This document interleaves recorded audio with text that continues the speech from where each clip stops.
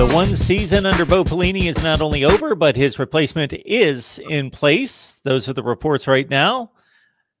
And we got Lon Philip Sullivan on the line from LSU Odyssey to break it down here at Mark Rogers TV, the voice of college football. Lon, how you doing tonight?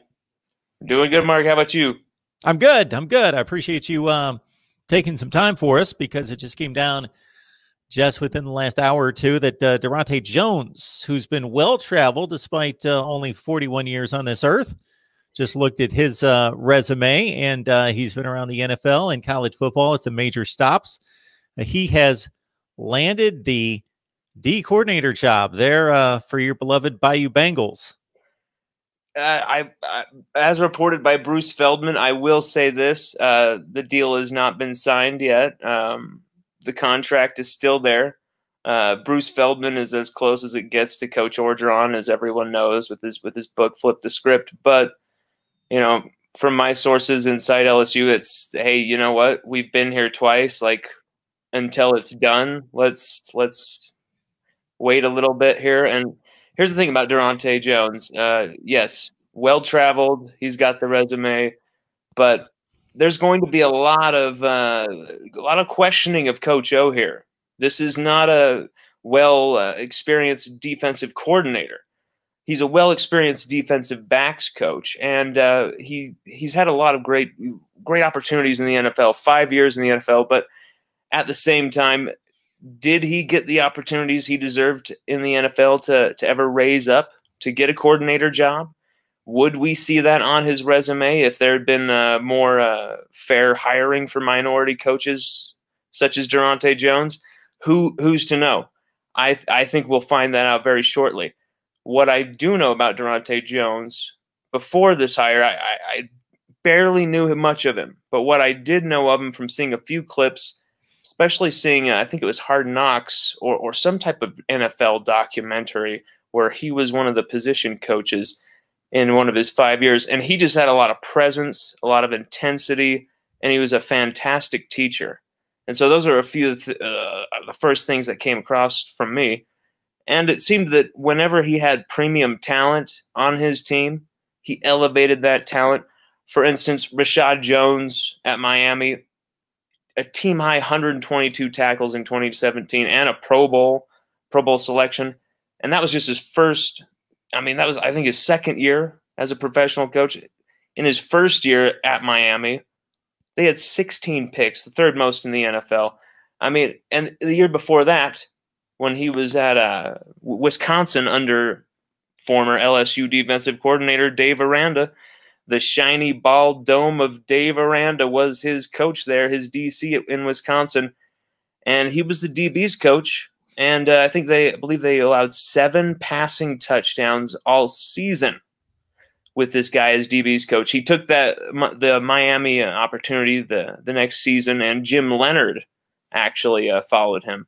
So this guy, he's had some interesting opportunities at Bowie State, though. I will say this, small college, but he was DC there, co-DC there, and they were ranked 3rd nationally each year in defense. So take that for what it is. That is the stat. And so I don't know. Daronte Jones is LSU's future defensive coordinator. It's interesting. It's an interesting proposition, interesting prospects. It's definitely a far and wide improvement over Bo Pelini. You know how high I was on Bo Pelini. Higher than Snoop Dogg on a Sunday morning in Willie Nelson's tour bus. I loved the Pelini hire, but guess what? It turned out he had the complete opposite energy I thought he was going to have. Just think about it, Mark. You thought coming into the season, maybe if they struggled or whatever, Pelini would still have that fire, that innovation to kind of figure it out. He didn't. He showed that he did not. He just didn't. I don't know if there was something going on that we don't know about behind the scenes. I've heard a lot of whispers. I'm not going to speculate, not going to announce, but there was some stuff going on that just withered the man. I see fire from Daronte Jones. I see energy. In our Saturday article, when the news came down that, yes, they would indeed interview Daronte Jones, we wrote, who knows what will go down in the interviewing process? We'll have to wait and see. Although I'll say a few things about Jones. He always seems to get the job. He's a great teacher. He's a strong man manager. He understands the psychology of the game. I think he may win this job if it's up to him to wow Coach O. But it's all up to Coach O and what he's looking for in a DC. So it was like, you know, if it's up to this guy, if they really believe in, like, if this guy has the energy coming through that door, and I have that same type of Joe Brady feeling, you know, that same, I'm pulling the trigger. And it appears that with Daronte, you know, that was very immediate.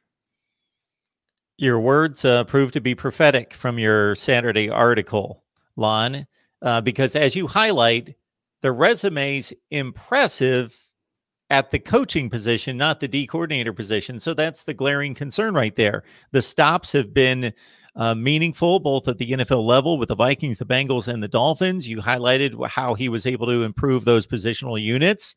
Yeah. Dave Aranda, Wisconsin. Of course, the Badgers are always solid on defense, if not top 5 to 10 defense in the nation. And he did a great job there.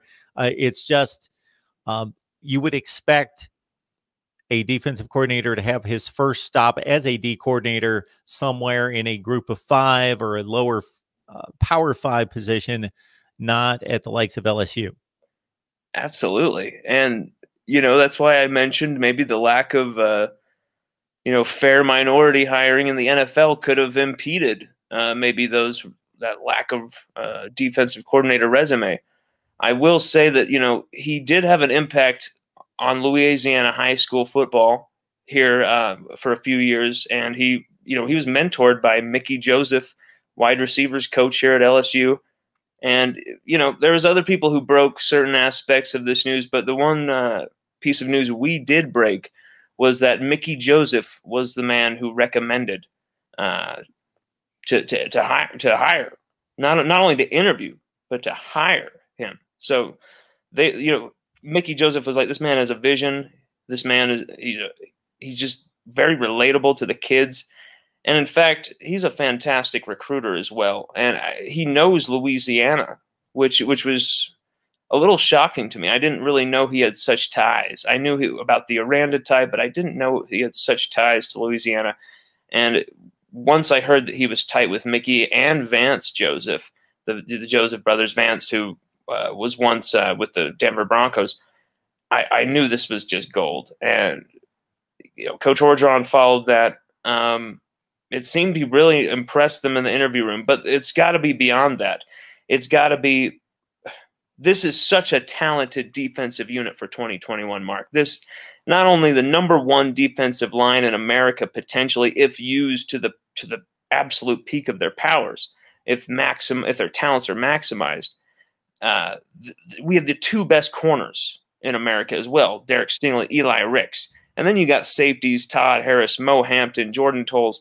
You got a lot of guys there who could really just, we haven't really seen their game at the ultimate, and yet they still, you know, Todd Harris had 2 picks and a forced fumble.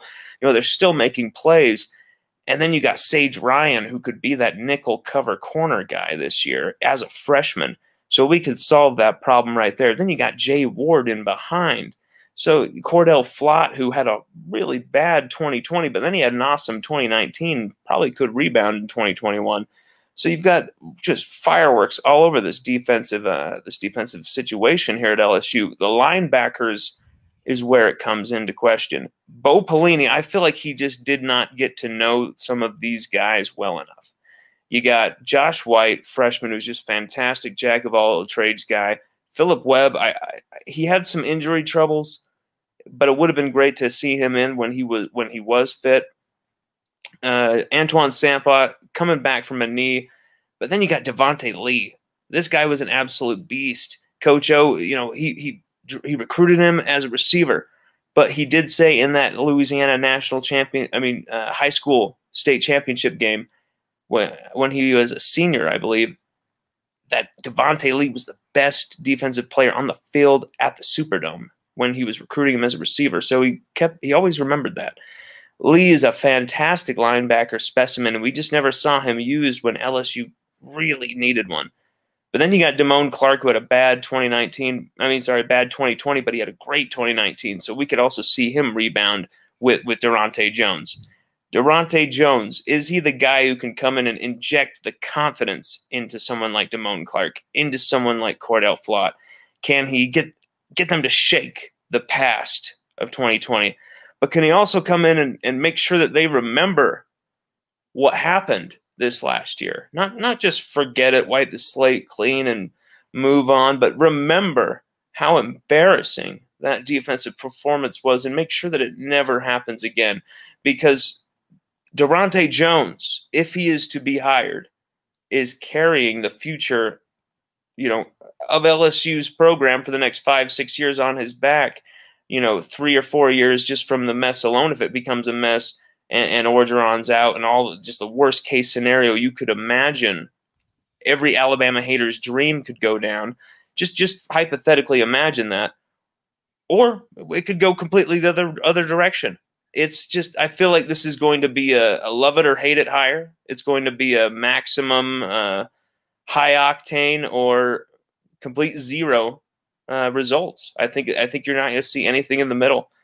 I think if Daronte Jones is given the resources, the support, the encouragement, and I think if the players buy in, most of all, I think Daronte Jones could be a success at least for 1 or 2 years before he takes some other job. Because that's the thing I'm looking at here. I don't feel like Daronte Jones, if he accepts the position, will be here for more than 2 seasons. I feel like it would be back to the NFL to get that coordinator job for him. But who's to see? It's a very interesting situation here. I did not expect LSU to be going down this direction. I thought Glenn Schumann would be the guy. They went after Schumann. They contacted him, as we said, but we didn't really hear much of that. I think maybe that's because Jimmy Sexton is his agent, and Sexton is some anti-LSU vibes, and that was just not going to work out. But Daronte Jones as the sole defensive coordinator, that's very interesting for me. It's what do you think, Mark? And of course, they wanted to go to Marcus Freeman, who left Cincinnati to go to Notre Dame, and then also the much publicized snafu in pursuing the New Orleans Saints defensive line coach. Yep, Ryan Nielsen. Yep, Ryan Nielsen. MarkRogersTV, the voice of college football, breaking down the game we love, talking LSU, defensive coordinator in place. As reported at this point, Daronte Jones, he's been in the NFL and around college football, and you're mentioning that you wouldn't be surprised if he does a fine job, moves on after a couple of years, and that's certainly been his resume. But that's not unlike most assistant coaches around college football in the NFL. They're nomadic in nature. They move on based on head coaches getting fired or moving on, and then they have to scatter as well because most coaches want their own staff in place. Exactly. So 2 points I want to clarify here. Just want to make sure I got these straight. Number one would be you didn't necessarily say that LSU had the best cornerback tandem in the nation. You said the 2 best cornerbacks in the nation, number 1 and 2 in Stingley and Ricks. The 2 best corners in the nation. Okay. Stingley certainly has that reputation. Eli Ricks had a fine freshman season. I don't know if I would name him the 2nd best cornerback in the nation, but I was just clarifying what you stated. I think Kyle Trask would disagree with you there. Two best cornerbacks were playing on the same team. 2 best cornerbacks in the nation. Okay, just wanted to clarify that one point. Second point I wanted to clarify was that it was my thought, and I don't have the data in front of me to try to track this, but the NFL has obviously in the last 10 to 15 years set in place the Rooney Rule to try to bring about equity in the hiring practices. So you're stating that there has been inequity in the hiring practices in the NFL for minorities. Oh, I mean, that's quite obvious. I mean, is it? I'm not reporting anything by saying that. I mean, ask any black coach.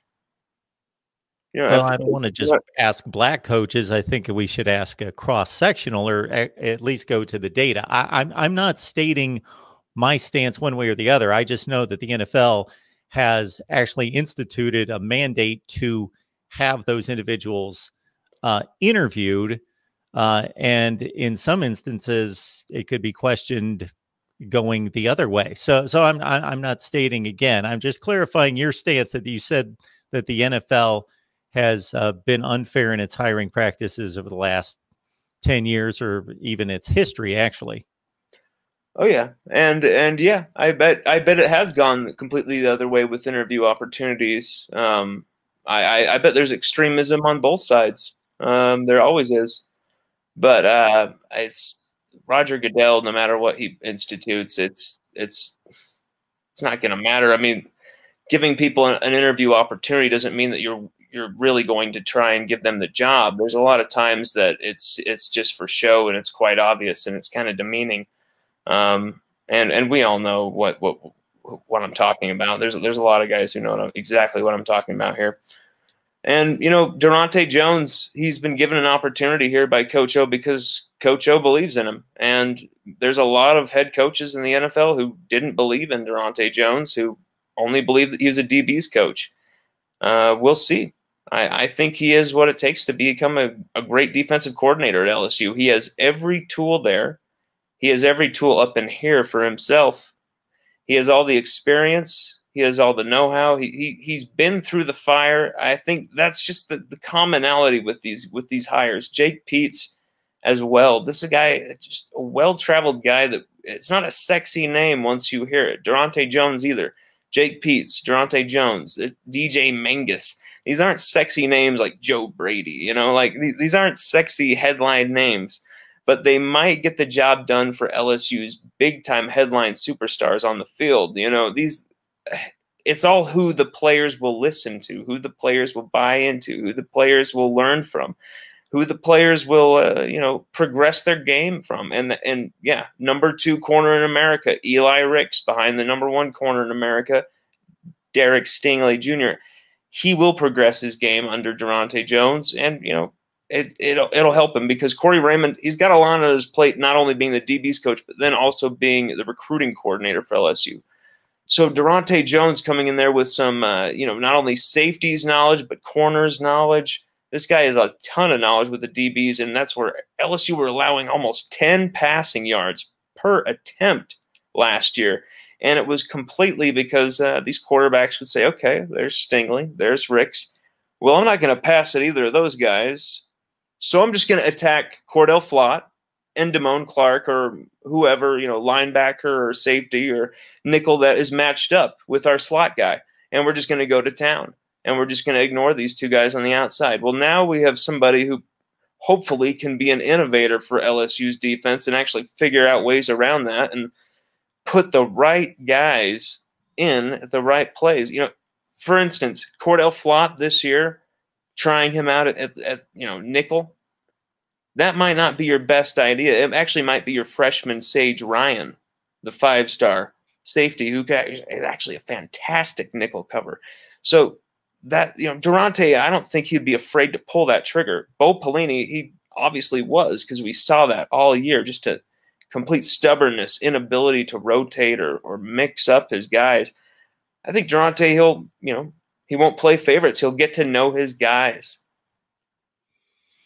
Talking LSU with Lon Phillip Sullivan from LSU Odyssey, with Daronte Jones reported to be in play as the defensive coordinator, the next one to replace Bo Pelini at LSU. Okay, National Signing Days, 2 weeks away. LSU's got a top 5 class in play, but you have a number of items for us in regards to what could possibly happen between now and that fateful day of February 3rd. LSU's got some big targets. We got Bryan Thomas, we got Raesjon Davis, and some of these guys, Raesjon Davis, he just got done with a visit to Ohio State with his family this last weekend. And I heard that. Yes, indeed. And he said everything went good. That was an LSU Odyssey exclusive. He told us everything went good and everybody made it home. A few degrees colder up there. Oh yeah. And I asked him if it snowed, and I got some emojis. But here's the thing. I see USC in the mix here because of Corey Foreman. I see him really loving meeting up with Corey Foreman, staying home at USC. But his family loves LSU. His family believes in what LSU is doing. But this is up to Raesjon. This is up to whether he's been, whether he's digging what LSU's vision is for the defensive side of the football. And there's been talk of the Eli Ricks transferring and all this stuff, and we had to sit on that story for quite some time because there was smoke. There was fire to that smoke. It was Coach O had to have some sit downs with him to talk him off from transferring. There's some stuff going on. There's really nothing to do with football, but Eli is enrolled in the spring semester. He is staying, so it's not like Eli Ricks' decision will impact. Eli Ricks will come join up with Corey Foreman and Raesjon Davis, all the SoCal Matter Day guys and the Centennial guy, Corey Foreman, all meeting up together at USC. That's not likely to happen, but those two, Corey Foreman and Raesjon Davis, could be the ones meeting up. I still feel like LSU has a chance here. I feel like USC's in the lead. I feel like they've taken that lead deservingly from LSU.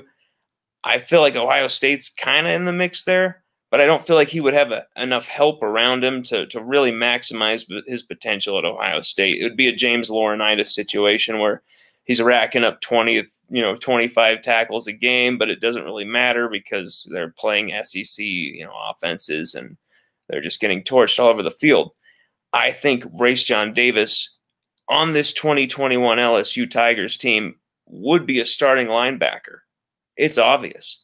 Just like Tristan Lee would have been a starting left tackle potentially for LSU in 2021 as a freshman. I'm not joking around. That could have happened. Such as inability of Derry Rosenthal at times to make some blocks.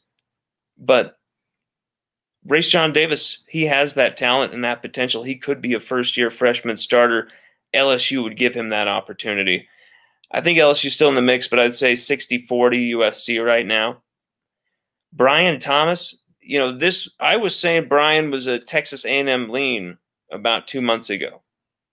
But now I have hard intel that he's a definitive LSU lean, not only because of his friendship with Chris Hilton, but because Jimbo Fisher and some of those guys over there at Texas A&M started wilting. They've started changing priorities. They're not valuing Bryan Thomas and his brilliant aerial ambassadorship as much as LSU does. LSU is trying to protect the boot, trying to protect the local talent, and Coach Orgeron has made a dedicated effort to go after Bryan Thomas. Colin D'Alessandro has been a big time help here off the coaching staff bench, the great analyst. But Mickey Joseph, the wide receivers coach, has been the superstar here, pulling out all the stops. So really, it's interesting. Bryan Thomas has a few options. Is he interested, and has he been, has his eyes been turned away from Louisiana to Bama because of Devontae Smith moving from Louisiana, winning a title, winning the Biletnikoff, winning the Heisman, the first Heisman receiver since '93. Has that made his eyes turn from staying home at LSU? Maybe 2 months ago I would have said there's a chance. But right now I'm feeling like he's going to stay home and he's going to be a Tiger. Your point is well taken. We, of course, want to get the complete facts straight here at Mark Rogers TV, the voice of college football. So 93-91. I'm just splitting hairs by 2 years there. Desmond Howard in 91 is the Heisman Trophy winner as the last wide receiver. Anyway. Wait. You're going to check me on that. 93, Charlie Ward, quarterback. Let's see here. Desmond Howard. Let's see. Yeah, you're right. 91. Why would someone write 93? That's stupid. My bad. Well, actually, not my bad. Sports Illustrated or ESPN's bad because they wrote. I don't consider those kind of mistakes as mistakes. Mistakes on their part, not mistakes on your part, because your point is well taken. He's the first wide receiver. His first wide receiver to win the Heisman in forever. It doesn't matter if it was 91, 93, whatever it was. I know. I'm just kind of annoyed. I'm just a little encyclopedic when it comes to those sorts of things. So No, I love that too. I am too. So I'm kind of annoyed that they would get the year wrong. Like, come on. If it's 91, right? 91, not 93, because then I don't know. It's just a stupid thing to do. Other question here. I want to clarify your comments about Ohio State. So Raesjon, am I pronouncing that correctly? Davis, it's down to LSU and USC. Ohio State he visited, but they seem to be the dark horse in this race. So he wouldn't benefit going to Ohio State. Why? You made a correlation to James Laurinaitis' experience there. Yeah, I don't think there's enough top linebacking talent, enough top cornerbacks there at Ohio State, enough top safeties to really just help him there. And there's really not enough good defensive linemen at Ohio State, I feel. You don't think that he's going to be surrounded by at least, if not more, NFL talent at Ohio State than he is LSU? Here's what I have to say. He will have to be the number one linebacker on every play. He will have to be Ray Lewis on every play for Ohio State to win a national championship during his tenure. At LSU, he's not just going to have to be Ray Lewis. He will become Ray Lewis. Okay. All right. I would tend to disagree with your evaluation of Ohio State talent. I know you would. Since they're reeling in the second best class in the nation, and that's what they've been doing for the last 20 years. Of course. But I really feel like with the best defensive back talent. Now they suffered in the secondary this past season. That was the worst secondary Ohio State has fielded in, I don't know, forever. I'm talking like 30 years. But their defensive back NFL draft pipeline has been unmatched in the last 7, 8, 10 years. I'm not arguing that, but these are, rankings and pick selections. What's great about LSU is no matter where they're picked or what they're ranked, people like Justin Jefferson, just Lloyd Cushenberry, these guys come out of nowhere and just rip people's faces off and take the NFL by storm. I mean, here's what I'll say to Raesjon Davis, and that's how his father pronounced his name was in our interview, is Raesjon. What I would say to Raesjon, and I did write this in my article on National Signing Day. Look at all the players who are making the biggest plays in the biggest games in the NFL playoffs, round after round after round, offense and defense. Who were they? Who did they play for? LSU. It was an LSU block party out there. I mean, Leonard Fournette crashing through the entire Green Bay Packers defense, spinning past him, taking Tom Brady on his back to a Super Bowl. And then you got Devin White with his third turnover. Just, are you kidding me? They give Tom Brady the confidence to start just launching it all over the place. There's something about the spice and the flavor of LSU football. Then you got the LSU trident on the Chiefs as well. You got Darrell Williams killing it at running back. Then you got a second running back, Clyde Edwards-Helaire. He's back. He's back from his injury. He already scored his first playoff touchdown. Fantastic. And then you got the honey badger, Tyrann Mathieu.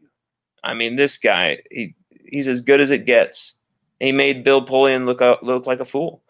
And so that's what I'll say to Raesjon Davis is like, there's only one school where like these guys go to the NFL no matter where they're selected, and they perform, they excel, and they have great careers. That's LSU. Well, again, there's a number of places that are producing excellent NFL talent. Absolutely. And here's the thing. I'm not even saying this as an LSU homer. I really believe that, like, if Raesjon Davis were to go to another school, it would be, I don't think his, if he went to USC, he'd still be a first or third round talent, of course. And he would still rack up all the stats, do a lot of great things there. But I think at LSU, he could be an absolute transcendent player. Like, he could pull off exactly what Devin White did, but with the title rings, with the, Butkus Award, those type of honors. Lon Phillips Sullivan, join his work there at LSU Odyssey. Good stuff, Lon. We always appreciate you stopping by. And, of course, we'll want you back here for National Signing Day a week from Wednesday. Yeah, it's gonna be crazy, Mark. We'll see, man. We'll see. Thank you so much for having us on, and go Tigers, my man.